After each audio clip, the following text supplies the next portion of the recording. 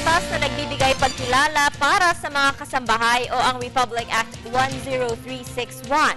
Ano nga ba ang batas na ito? Alamin natin ang detalye sa balitang ito ni Bianca Piedad.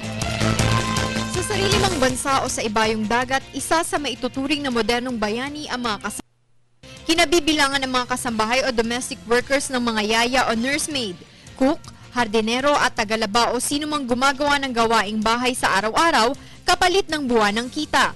Maliban na lang sa mga paminsan-minsang nagbibigay ng serbisyo gaya ng family drivers, service providers at mga nasa ilalim ng foster family arrangement.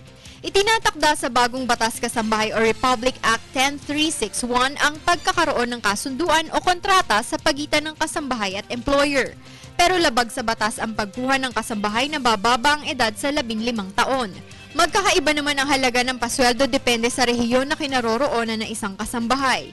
Pinakamataas ang minimum wage ng isang kasambahay sa National Capital Region na nagkakahalaga ng 2,500 pesos. Sumunod sa mga syudad at first-class municipalities na may 2,000 pesos at pinakamababa naman sa iba pang munisipalidad na may 1,500 pesos.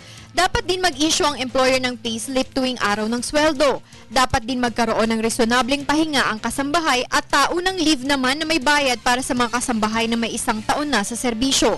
Dapat rin ibigay ng employer ang mga social security benefits tulad ng SSS, Pag-ibig, PhilHealth at loans. 10.4% ang kabuuang sahod ng kasambahay na ng 5,000 piso pataas ang mapupunta sa kontribusyon ng SSS. 7.07% ang magmumula sa employer at 3.33% naman mula sa kasambahay. Sakaling mas mababa naman sa 5,000 ang sweldo ng kasambahay, babayaran ng employer ang buong kontribusyon sa SSS. Maaaring magbayad sa payment centers, accredited banks o sa mismong tanggapan ng SSS at online facilities.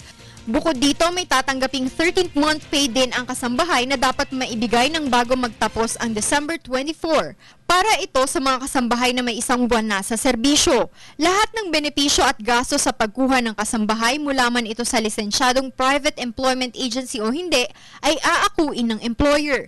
Maaari naman hingi ng employer sa isang kasambahay ang mga kinakailangang sertifikasyon, clearance at anumang dokumento na magpapatunay ng edad nito.